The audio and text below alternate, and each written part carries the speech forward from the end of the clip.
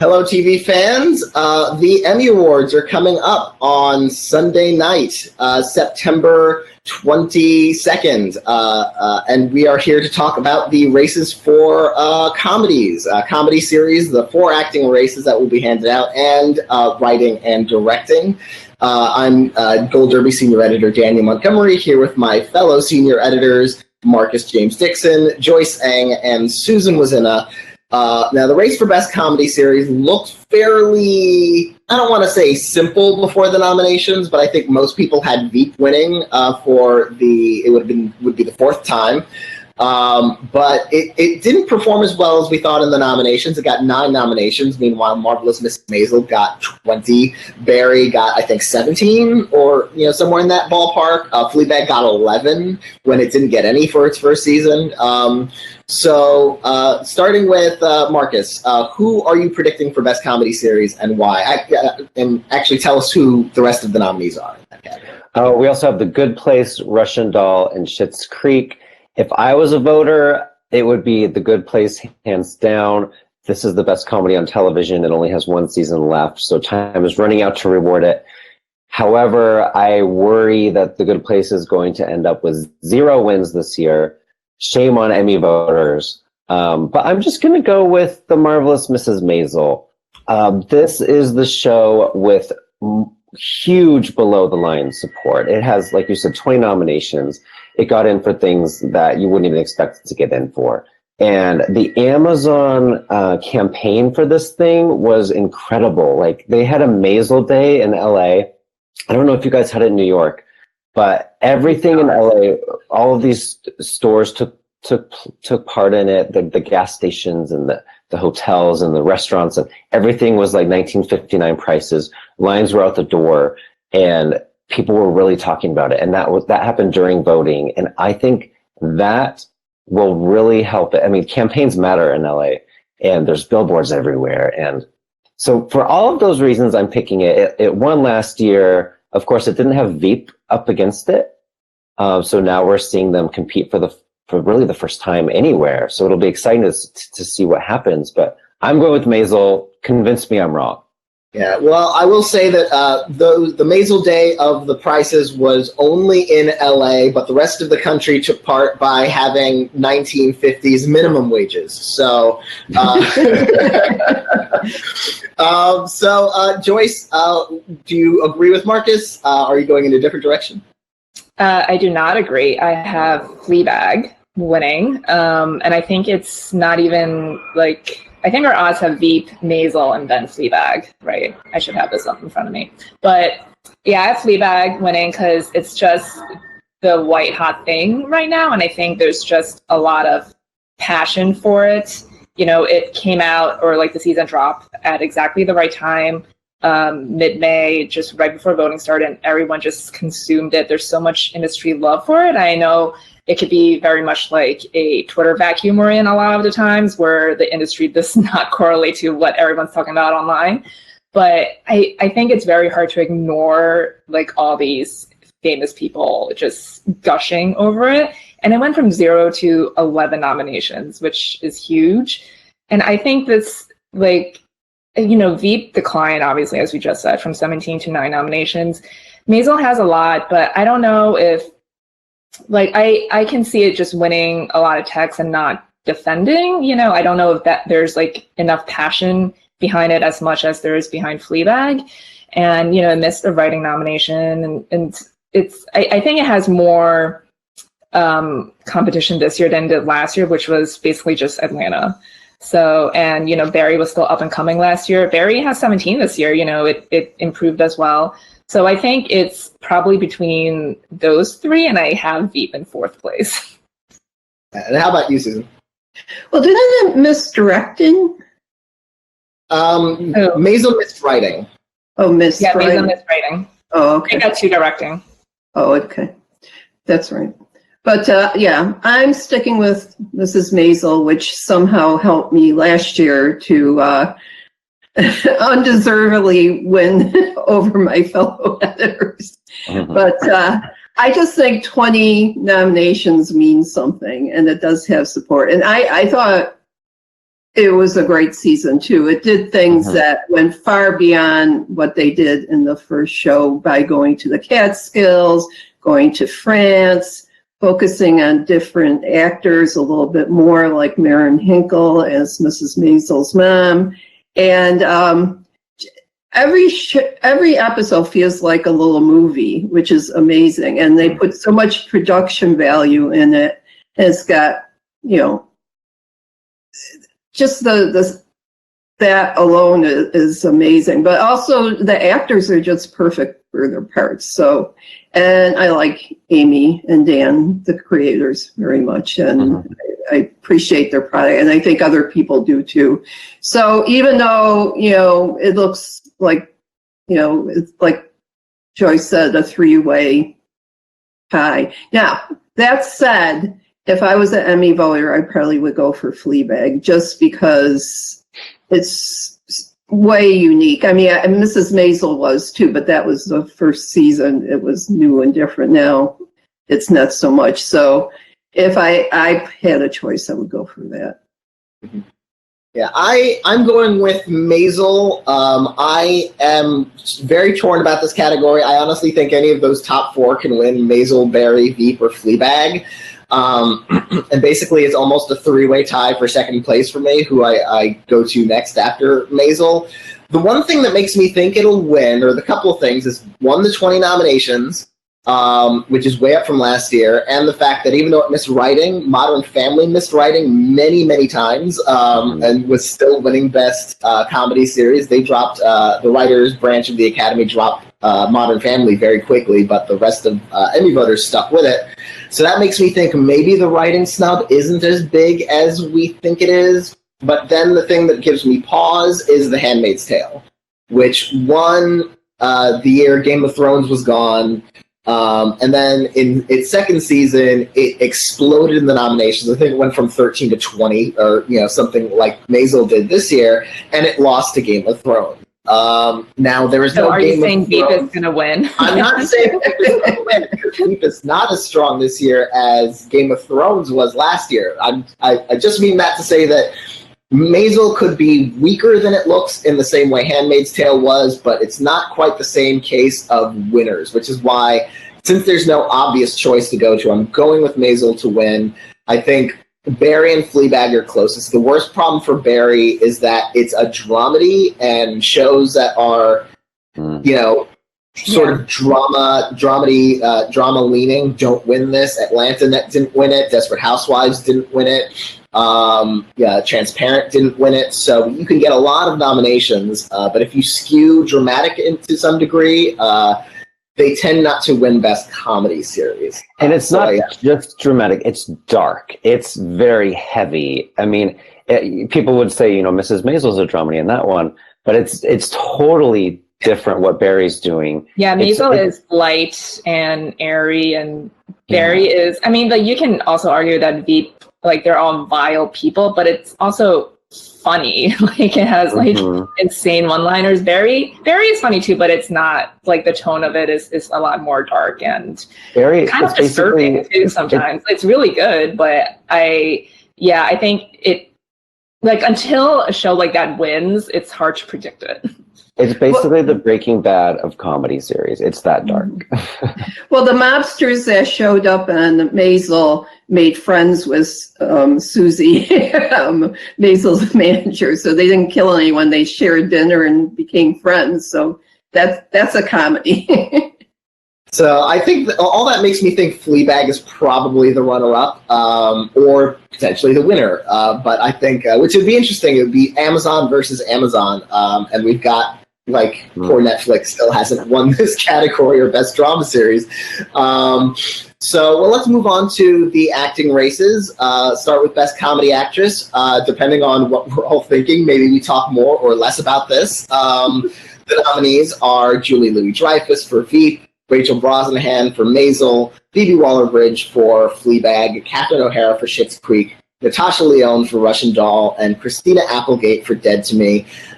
Julie Louis-Dreyfus has won this 6 times. She's never lost for this role. She's about to break a record at the top Primetime Emmys. If she wins this, she'll have 9 Primetime Emmy Acting Awards, which would break Cloris Leachman's record. But Rachel Brosnahan won last year when Veep wasn't around. Fleabag did so much better than expected this year, so Phoebe Waller-Bridge is still in it. I'm going with Julia just because I feel like why would anyone predict against Julia until they see her lose? But honestly, this year she could lose. So Joyce, you first. What do you think is going to happen here? Yeah, this is definitely the tightest of all of her 7 comedy actress races for Veep. I still have her too. I feel like she can squeak this one out, but I will not be surprised if Phoebe won. Just because, like I said, like there's so much love for that show, but I think she will get her individual win in writing, which we can talk about later. Mm-hmm. And so I have her in second, and I have Rachel in third. She actually is facing a completely new slate of rivals this year because all of the people she beat last year are gone. So and she's never faced Julia before anywhere, so this will be the first time they face off. But I feel like people, this could be like the farewell for Veep, even if it doesn't win anything else in my series. Like, this is a way of like recognizing the show and sending it off, and she'll go 7 for 7 and get the record. So I think she can pull it out, but it's a tight one. Yeah, and how about you, Susan? Well, you just said everything I thought, but because I would love Phoebe to win just because she's new and pretty, even though the show started, 2 years ago or whatever. But I can't help but think they're going to give it to Julia, because if they did it 6 times before, why not the 7th? So. And Marcus, I assume you're predicting Christina Applegate. That was when she got nominated. I was so happy. I was writing article after article on that, and she got in. I would love if she won, but that would be amazing. Yeah. But right now, it's here. She's the only nominee in this category whose show isn't up for series, and she's the only nominee from her show. So that puts like 2 big kind of negatives on her. On her candidacy. I think that might be one of those nomination is the reward type things. Yeah. The best thing for Julia, and I do have Julia winning, is that there are 2 people essentially in second place that are stealing votes from each other. Like, if it was just Julia versus Phoebe, I could really see Phoebe win. If it was just Julia versus last year's winner Rachel, I could see Rachel win. But Phoebe and Rachel are both, clinging to that number 2 spot, and that really helps a front runner like Julia. And look, we can already envision the standing ovation that Julia is going to get when she goes up there on that stage. I just hope she has a really, really good speech planned, because, remember in the old days when she was winning for Veep, she would do all this funny, crazy stuff. And the most couple recent times she's won, she was more kind of forgettable and boring. The most recent one, she had just found out she had breast cancer. Like, she didn't announce until after the Emmys, but that was right. Part of it. That was probably why, yeah. Yeah, and then her dad died before that, the year before. Yeah. So the pressure's on Julia. You have to come up with a really good speech.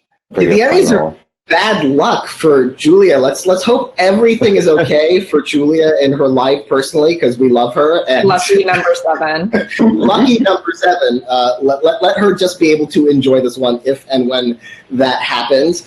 Moving over to Best Comedy Actor, I imagine we might talk about this even less, because I feel like this is not as close as Comedy Actress personally, but the nominees are Bill Hader for Barry, Ted Danson, The Good Place, Eugene Levy for Schitt's Creek, Michael Douglas for The Kaminsky Method, Don Cheadle for Black Monday, and Anthony Anderson for Blackish. I think going into the nominations, we were thinking, is it going to be Bill Hader? Is it going to be Michael Douglas, this movie star, Oscar winner, who's also an Emmy winner for Behind the Candelabra?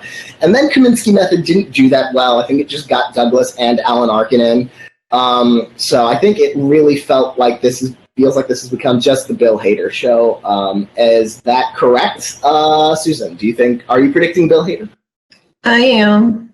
I'm a sheep. I'm following. And I actually watched at least the first season now, and so I get it. And I think he's very good in it. So I have no problem if he wins. I would kind of like if Michael Douglas did, because I kind of like that show too. But I'd be fine if he won, and especially if I'm right. So yeah, I remember last year Bill Hader was somewhat of a surprise. I know some people were predicting him to win, but we were coming off of Donald Glover's first win for Atlanta, so it looked like he would win again, especially since Atlanta looked as strong, if not stronger, in season 2. But Bill Hader came up with a surprise there. Here, he doesn't have a Donald Glover level competitor in terms of a nominee whose show is that widely embraced, although The Good Place is also up for Best Comedy Series, and so is Schitt's Creek. But those two shows combined don't have as many nominations as Barry. So like 9. yeah, so it really feels like, and then if you add the other nominees combined, also Kaminsky, Black Monday, and Blackish, all of those shows combined, still south of Barry. So I feel like this is probably just Bill Hader's in a walk, but that always feels dangerous at the Emmys to say. What do you think, Mark? Yeah, I think this is one of the categories where, I mean, there's really not a lot to discuss, unfortunately. It is interesting that Barry and Kaminsky Method are both about acting coaches, which is really fun. Yeah. But I really think this is Bill Hader's to lose. And I just randomly saw It 2 last night. He is so different in It 2 than in Barry. I never really realized how good of an actor Bill Hader. He's really good at drama, which I don't think people knew at all until Barry. Yeah. Which, watch the Skeleton Twins, everyone. He and Kristen Wiig were both fantastic. Yes, that was great. Yeah. Well, no, I'll take that back. I'll amend that. I don't think people really knew how truly talented he was until Barry, because he also directs and writes. Like, people knew he was funny and he could act, obviously, but this is like his baby. And, he's also been directing for Ronnie and Lily, and I think that's also predicted to win for him. So he could win 2 that night. He did exactly what Donald Glover did. Yeah, so I mean, I have Bill too. I think like last year, everyone was predicting him to win in guest for SNL, but he didn't. And then we felt like, oh, he'll go 0 for 5 because most people had Donald Glover winning comedy actor, but then he upset. So I think he could win this for another year. I don't know how long like his win streak may be able to go on, but I think he could do like back to back. And yeah, like you guys said, like his competition is not as strong as anything close to Donald Glover for Atlanta. So, I mean, like The Good Place got into comedy series finally, but it didn't improve that much this year in nominations. It missed Darcy Carden. And I think, Bell. Yeah, and like early on, like I guess like late last year when Kaminsky dropped, like we thought maybe like Michael Douglas would be Bill's main competition. And yeah, he won the Globe, but that's the Globes. But the SAGs like went all over Kaminsky, but SAG loves Netflix. So, but it didn't do that well with the Emmys, and there's no heat on it. And then season 2 of Barry premiered, and it was even better than the first. So I will say, I was gonna say I wasn't a huge fan of Barry season 1, and I kind of watched season 2 as if it was homework, but I really enjoyed season 2. I don't know if there was just a difference in quality to other people or just me, but I really enjoyed it. I will say the one caveat I would have here, and comedy actress, both of them, is the Schitt's Creek factor, where I feel like, if there's going to be like an out of nowhere Tatiana Maslany type win, where like it's going to be a cult favorite like that in a fields where maybe, voters are divided between a number of competitors for comedy actress, especially. Eugene Levy would have to just like butt up against the whole Bill Hader Barry phenomenon, but comedy actress is divided. So I could see there being enough of a cult fan vote for Schitt's Creek that could get one of its actors a win potentially. Because you theoretically only need less than 20% of the vote to win in an evenly divided field. So I could see that happening, but I'm not predicting it in either of those categories. But I'm on the record having said it's possible if it happens, so I will take credit for it, even though I'm not predicting it, so it would technically be wrong. I'm going to go on the record saying Ted Danson could win, Don Cheadle could win, and Anthony Anderson could win too, just for the record. Everyone in the world could win, right? Yeah. All of the nominees, all 6 nominees have a 1 in 6 chance of winning. That's very bold of you. Well, 1 in 6 is better than we have for comedy supporting actress because there are 8 nominees in that category. Again, this has happened before. This is the favorite category of like 8 nominees. Like, Yeah. they do this all the time. We should say the categories have 6 nominees unless the 7th vote getter gets within 2% of the 6th place vote getter, then their nominee also. And in this case, that happened twice with 7th and 8th place. So whoever filled those slots got close enough to the rest of the field that they filled this category with 8. And those 8 are the defending champion, Alex Borstein, for Marvelous Mrs. Maisel, with her co-star Maren Hinkle, Anna Klumsky for Veep, 2 nominees for Fleabag, Olivia Colman and Sean Clifford, Sarah Goldberg for Barry, and Kate McKinnon for Saturday Night Live, and Betty Gilpin for Glow. I feel personally like this is a 3-way race, which feels like narrowing it down significantly in this larger field. I'm going with the defending champion, Alex Borstein. I think, that show did even better with the actress branch, especially. It's a better in nominations overall. She's the kind of scene stealer this category loves. I've got Anna Klumsky in second because she won't have a vote split. She's the only Veep nominee in this category. She's been nominated 5 or 6 times now, so she's overdue. So I see an outside chance of that. And then I've got Olivia Colman. She's the other one I think is really in this one, even though she's nominated opposite Sean Clifford. And voters who watch this, which voters definitely watch this just to nominate Sean Clifford, to know how good Sean Clifford was in it. Sean Clifford had more material, but Olivia Colman has that Oscar.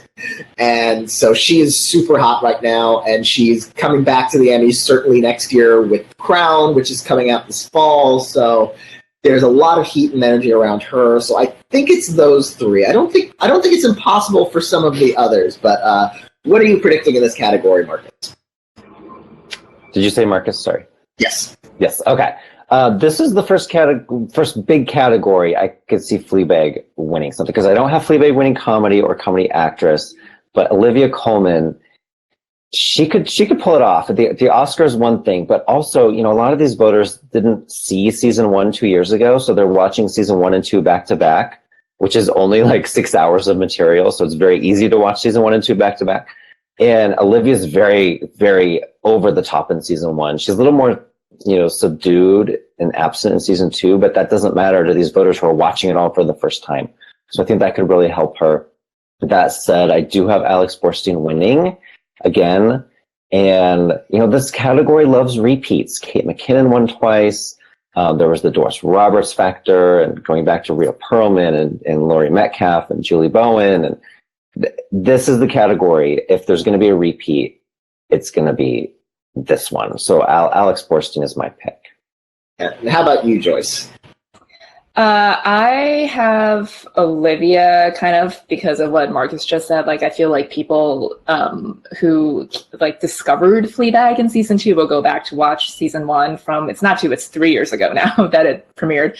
So, and I feel like they might be voting for her performance as a whole over both seasons. And yes, Sean Clifford is better in season 2, but it doesn't mean Olivia was bad. She was still good. Right. It was just Sean had more material, and the fact that she got in obviously means they actually watched it. And I think there's enough in Olivia's corner that she could overcome the vote split. And we just talked about before, in a few of 8, it takes a smaller percentage to win. So it's 12%, I think you need at least. So I can see her coming through, but it's, with that small percentage, I think obviously any of these people could win. And I have Alex in second. I can see her being just kind of if Maisel doesn't win anything else, you can, this will be the Maisel Award that night. But we'll talk about supporting actor in a bit. But I have Tony Shalhoub winning for Maisel, so I'm kind of splitting the difference here, which may or may not be a good idea. I just don't think there will be a sweep for Maisel like there was last year with like the acting awards and even writing and directing. And Maren Hinkle was also really good in season 2, so I could see her pulling votes from Alex. And, you know, neither of them have like the Oscar factor that Olivia has. I will say, though, that if this were still under the tape system, I would have either Betty Gilpin or Sarah Goldberg winning because they have the best tapes. Oh, interesting. So, Susan, what do you think about this category? Okay, Alex Borstein may not have an Oscar, but she had a red plunger that was the best prop ever in any show I watched this year. And she, you know, like when we talked to Amy Palladino, she said people would walk up and ask her with a plunger to sign plungers. I mean, it was crazy. So she's just such a good comedian, and I hope people were actually just walking around with a plunger, hoping to run into her. I don't know, and not at like a specific event, right?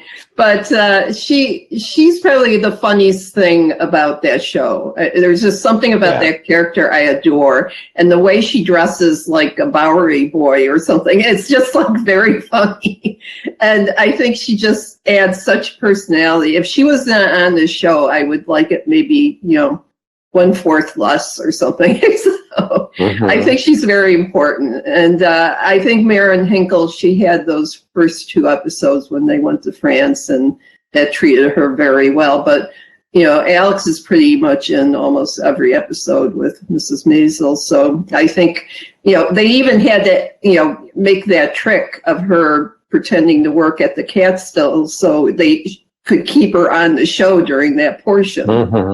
Alex is the funny one, and this is a comedy category, and Maren Hinkle is more dramatic, but I'm so happy Maren got in.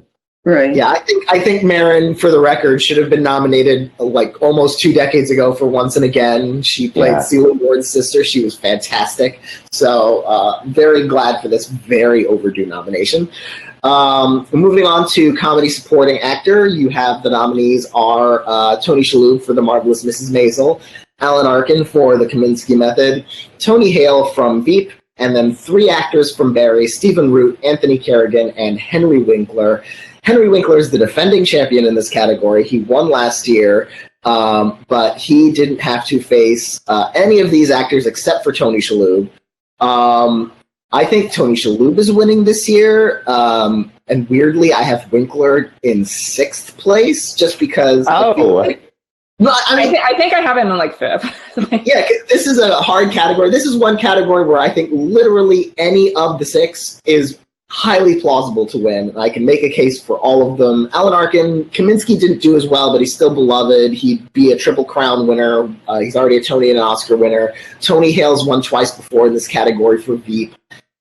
Stephen Root is overdue this year, like Henry Winkler was last year. This is actually Stephen Root's first Emmy nomination, despite being in TV for like the last quarter century. And I think Anthony Kerrigan is a big scene stealer. So I feel like any of these could win, but I feel like Tony Shalhoub has going for him the fact that Maisel did so well in the nominations this year, the fact that he's beloved. He won for Monk 3 times in the lead actor race.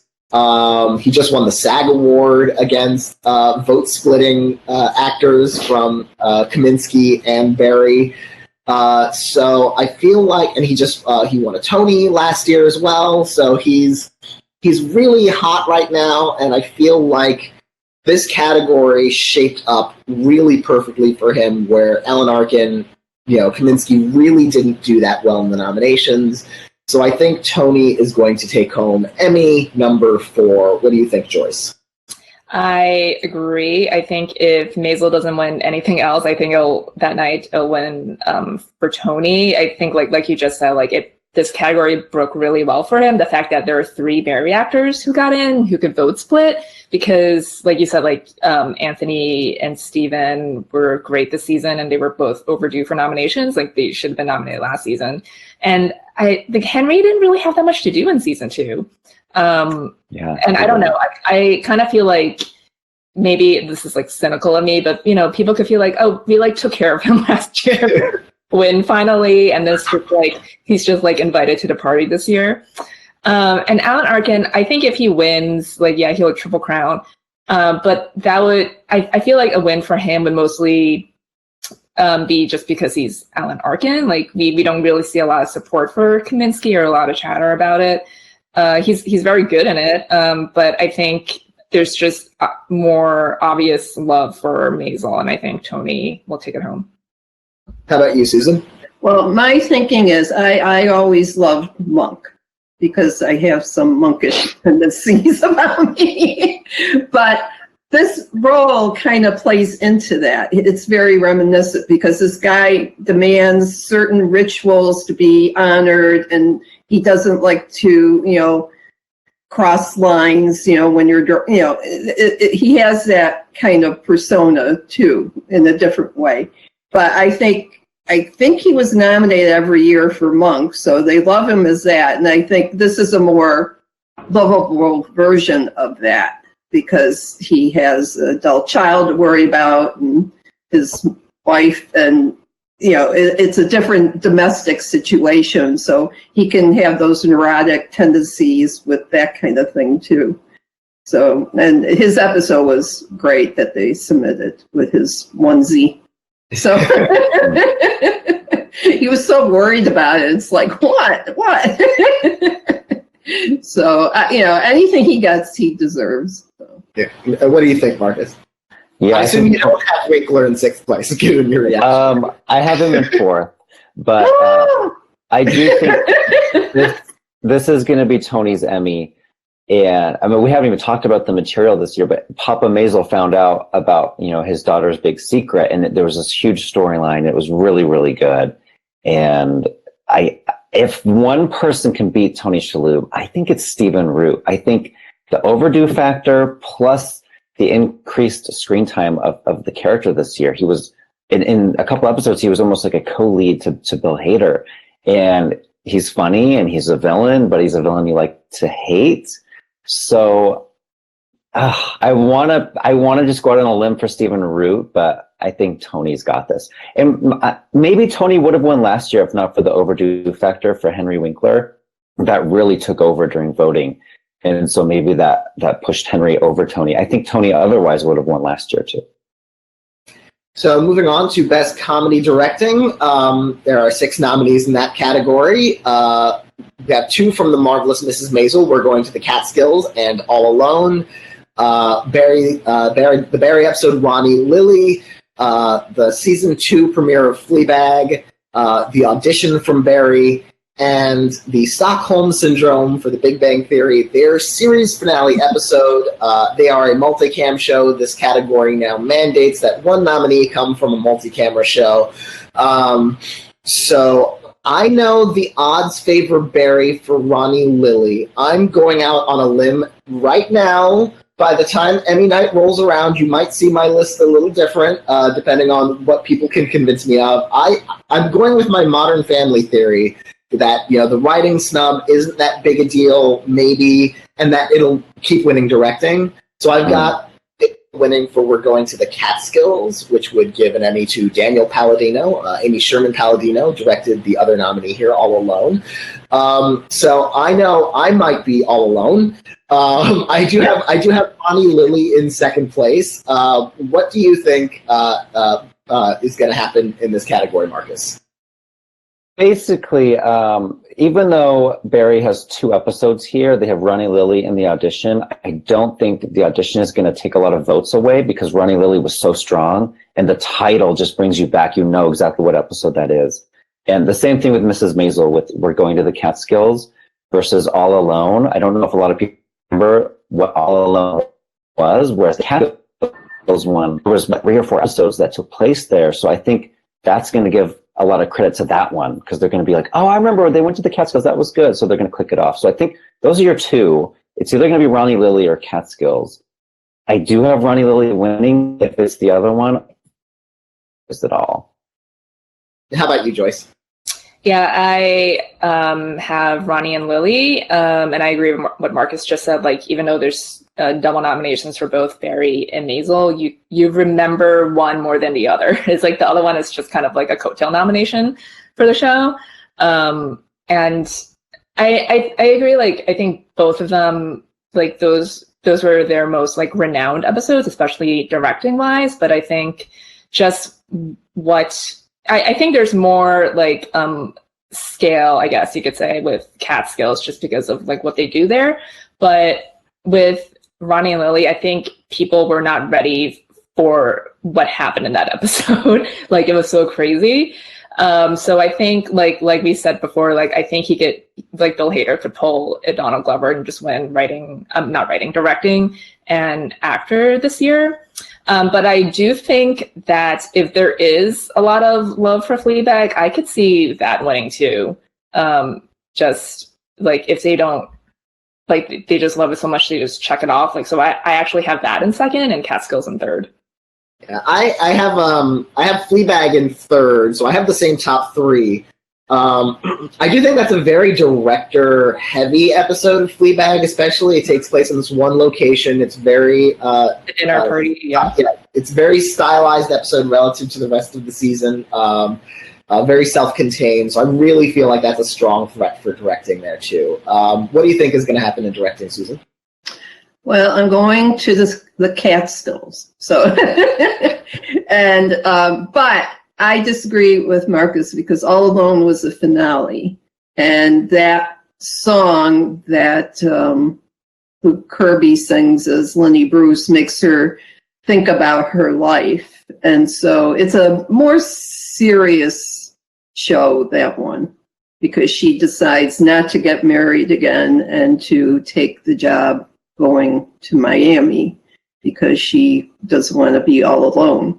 So I think, that's a strong episode too, except I have it in fifth place. So there you go. Because the fun one is the episode, that's all. I did. But we're going at Catskills. It's a much more fun episode and has a lot of things going on there. So including her trying to get along with her ex-husband in front of everyone that they know and being curious about it. So there was a lot of stuff that was very good in that episode, and I would go for that. But I do have Ronnie and Lily in second and Fleabag in third, so I'm not so different.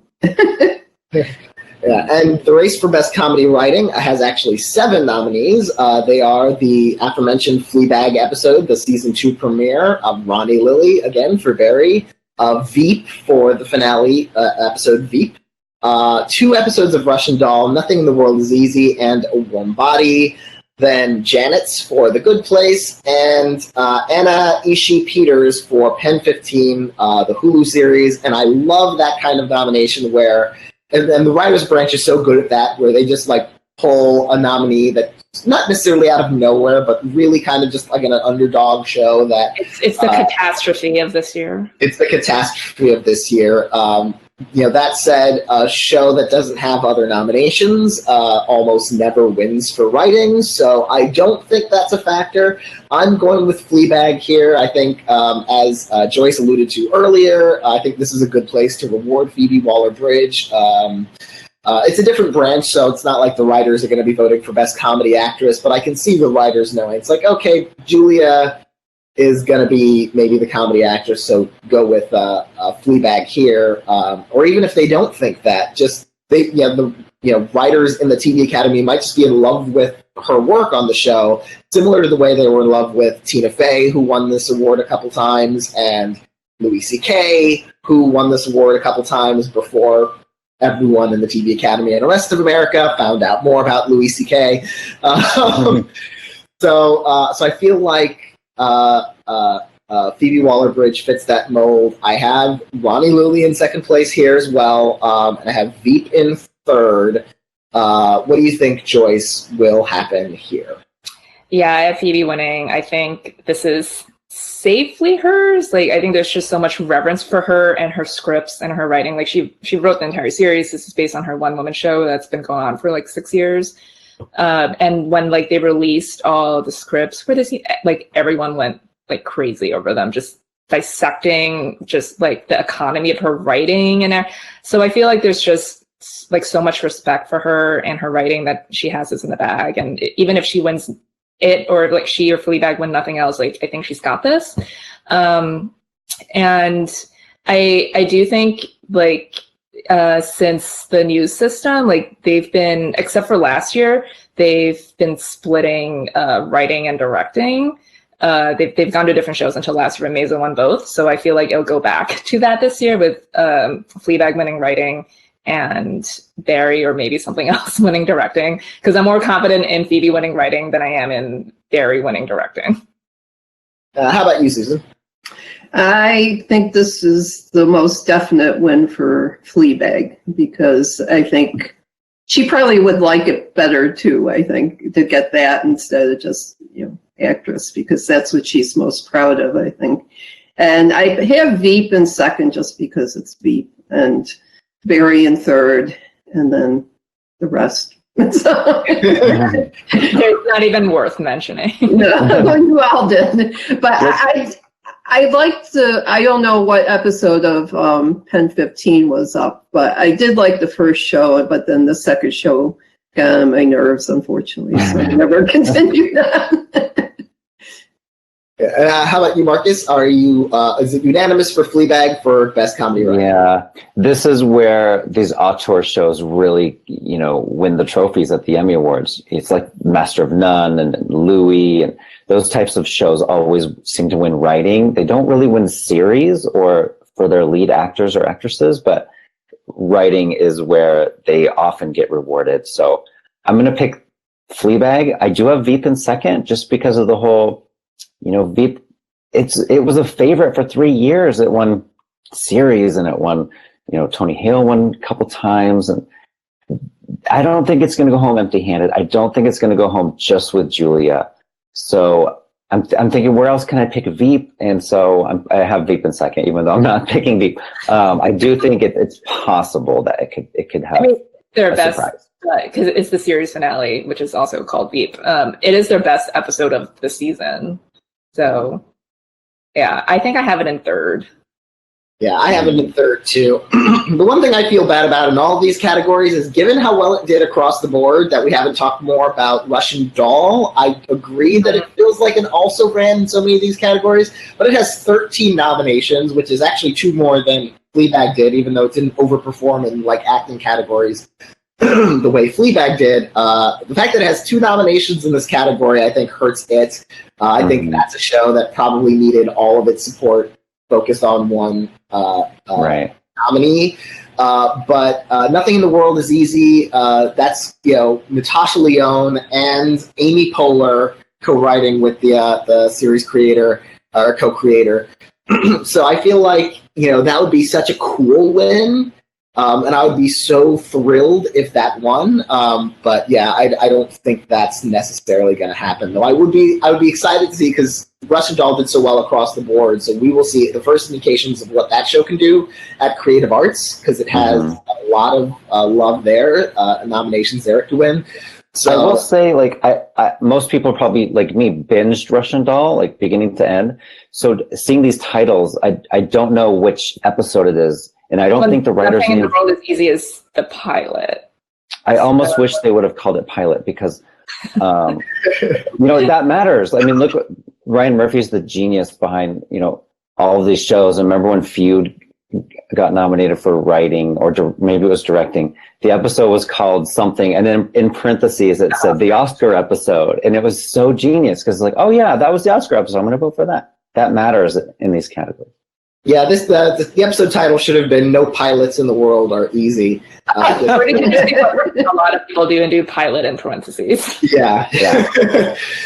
So those are the comedy categories that are going to be handed out on Sunday night. Are you more certain than we are, everyone watching? Do you think we're completely out to lunch? We probably are, given that the Emmy system is relatively new, with voters checking off one winner instead of ranking the winners. That's a recent development in the last few years.